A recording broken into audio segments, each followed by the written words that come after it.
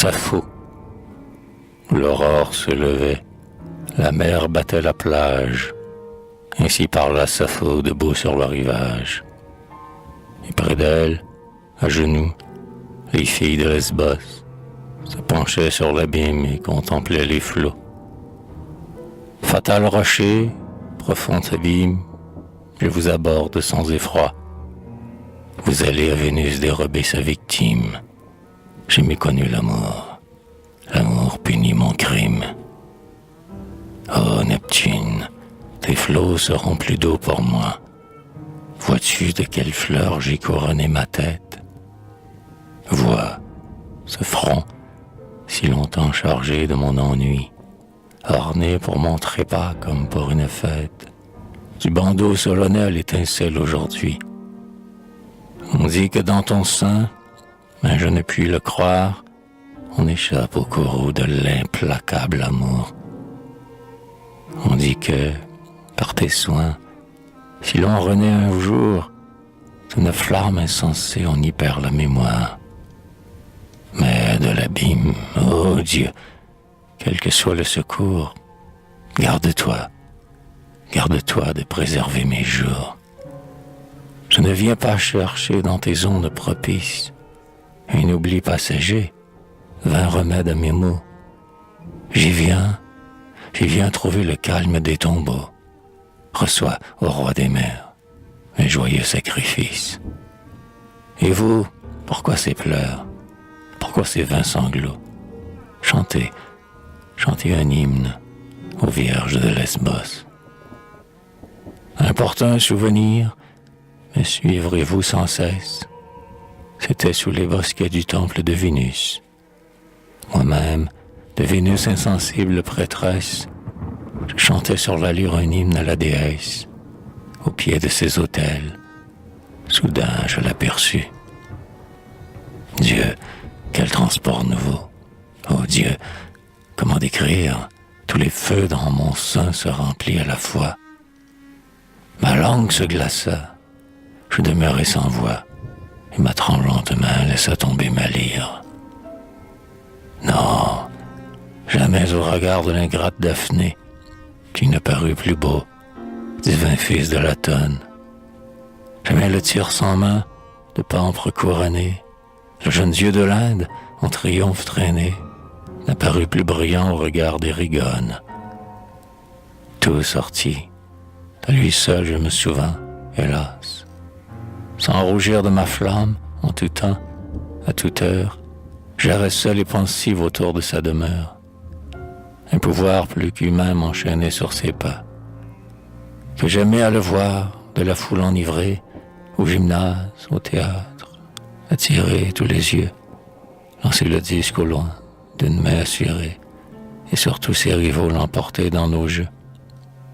Que j'aimais à le voir, penché sur la crinière, d'un coursier de l'élide aussi prompt que les vents, s'élancer le premier au bout de la carrière, et, le front couronné, revenir à pas lents. Ah, de tous ces succès que mon âme était fière. Et ici, de ce beau front de sueur humectée, j'avais pu seulement essuyer la poussière. Oh Dieu, j'aurais donné tout, jusqu'à ma beauté, pour être un seul instant ou sa sœur ou sa mère. Vous, qui n'avez jamais rien pu pour mon bonheur, vaine divinité des rives du Permès, moi-même, dans vos arts, j'instruisis sa jeunesse.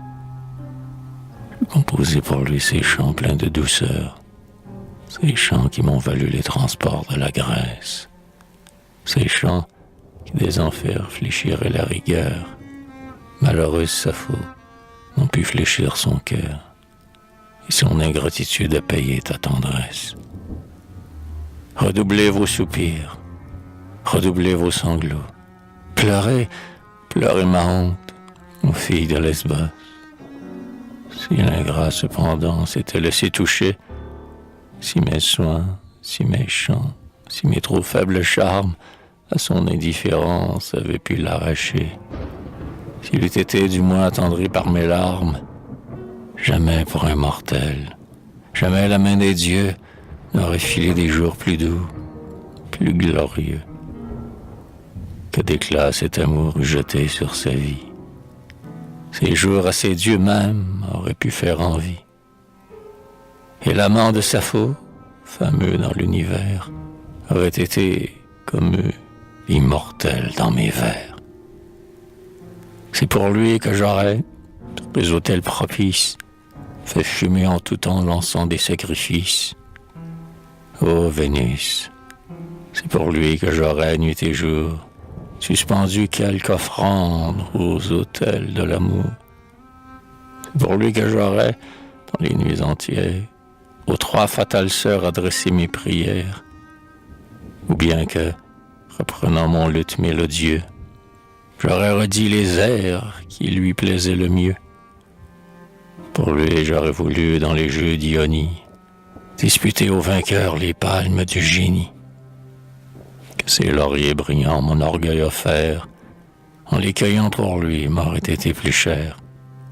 J'aurais mis à ses pieds le prix de ma victoire, couronné son front des rayons de ma gloire. Souvent, la prière abaissant mon orgueil, de ta porte, au fond, je l'ai baisé le seuil. Au moins, disais-je, au moins, si ta rigueur jalouse me refuse à jamais ce doux titre d'épouse, souffre, ô trop cher enfant, que Sappho, près de toi, esclave si tu veux, vive au moins sous ta loi. Que m'importe ce nom et cette ignominie, pourvu qu'à tes côtés je consume ma vie, pourvu que je te vois et qu'à mon dernier jour, d'un regard de pitié tu plaignes tant d'amour. Ne crains pas mes périls, ne crains pas ma faiblesse. Vénus égalera ma force à ma tendresse. Sur les flots, sur la terre, attaché à tes pas, tu me verras te suivre au milieu des combats. Tu me verras, de Mars affrontant la furie, détourner tous les traits qui menacent ta vie. Entre la mort et toi, toujours prompte à courir, trop heureuse pour lui, si j'avais pu mourir. Lorsqu'enfin, fatigué des travaux de Bellone, sous la tente au sommeil ton âme s'abandonne, ce sommeil, au fond, qui n'est plus fait pour moi, seul me laissera veillant autour de toi. Et si quelque souci vient ouvrir ta paupière, assise à tes côtés durant la nuit entière, mon luth sur mes genoux soupirant mon amour, je charmerai ta peine en attendant le jour. Je disais, mais les vents portaient ma prière, l'écho répétait seul ma plainte solitaire, et l'écho seul encore répond à mes sanglots. Pleurez, pleurez ma honte, ô filles de Lesbos, toi qui fus une fois mon bonheur et ma gloire. Ô lyre, que ma main fit résonner pour lui, ton aspect que j'aimais m'importune aujourd'hui. Chacun de tes airs appelle à ma mémoire, et mes feux, et ma honte, et l'ingrat qui m'a fui. Prise-toi dans mes mains, lyre à jamais funeste, aux autels de Vénus, dans ces sacrés parvis, je ne te suspends pas, que le courroux céleste, sur ces flots orageux disperse tes débris, et que de mes tourments nul vestige ne reste. Que ne puis-je de même engloutir dans ces mers, et ma fatale gloire, et mes chants, et mes vers, que ne puis-je effacer mes traces sur la terre, que ne puis-je aux enfers descendre tout entière, et, brûlant ces écrits où doit vivre Phao, emporter avec moi l'opprobre de mon nom. Cependant, si les dieux que sa rigueur outrage poussaient en cet instant ses pas vers le rivage, si de ce lieu suprême il pouvait s'approcher, s'il venait contempler sur le fatal rocher Sappho, les yeux en pleurs, errante, échevelée, frappant de vains sanglots la rive désolée, brûlant encore pour lui, lui pardonnant son sort et dressant lentement les apprêts de sa mort. Sans doute, à cet aspect, touché de mon supplice, il se repentirait de sa longue injustice. Sans doute par mes pleurs se laissant désarmer, il dirait à Sappho, vis encore pour aimer. Qu'ai-je dit?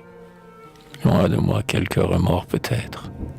À défaut de l'amour, dans son cœur a pu naître. Peut-être dans sa fuite, averti par les dieux, il frissonne, il s'arrête, il revient vers ces lieux. Il revient m'arrêter sur les bords de l'abîme. Il revient, il m'appelle, il sauve sa victime. Oh, qu'entends-je? Écoutez, du côté de Lesbos, une clameur lointaine a frappé les échos. J'ai reconnu l'accent de cette voix si chère. J'ai vu sur le chemin s'élever la poussière. Oh Vierge, regardez, ne le voyez-vous pas descendre la colline et me tendre les bras? Mais non, tout est muet dans la nature entière. Un silence de mort règne au loin sur la terre. Le chemin est désert. Je n'entends que les flots. Pleurez, pleurez ma honte, aux filles de Lesbos. Mais déjà s'élançant vers les cieux qu'il colore, le soleil de son char précipite le cours. Toi qui viens commencer le dernier de mes jours, adieu dernier soleil, adieu suprême aurore. Demain du sein des flots vous jaillirez encore, et moi je meurs, et moi je m'éteins pour toujours. Adieu chant paternel, adieu douce contrée, adieu cher Lesbos, Vénus consacrée, rivage où j'ai reçu la lumière des cieux. Temple auguste où ma mère, au jour de ma naissance, d'une tremblante main me consacrant au Dieu, au culte de Vénus dévoie mon enfance. Et toi, forêt sacrée, où les filles du ciel, entourant mon berceau, m'ont nourri de leur miel. Adieu, leur vin présent que le vulgaire envie, des détraits de l'amour, des découps du destin, misérable Sappho, n'ont pu sauver ta vie. Tu vécus dans les pleurs, et tu meurs au matin. Ainsi tombe une fleur avant le temps fané. Ainsi, cruel amour, sous le couteau mortel, une jeune victime à ton temple amenée. Ton culte en naissant le pâtre destiné vient tomber avant l'âge au pied de ton autel. Et vous qui reverrez le cruel que j'adore, quand l'ombre du trépas a recouvert mes yeux, compagne de Sappho, portez-lui ses adieux. Dites-lui qu'en mourant je le nommais encore. Elle dit, et le soir, quittant le bord des flots, nous revîntes sans elle, ô Vierge de Lesbos.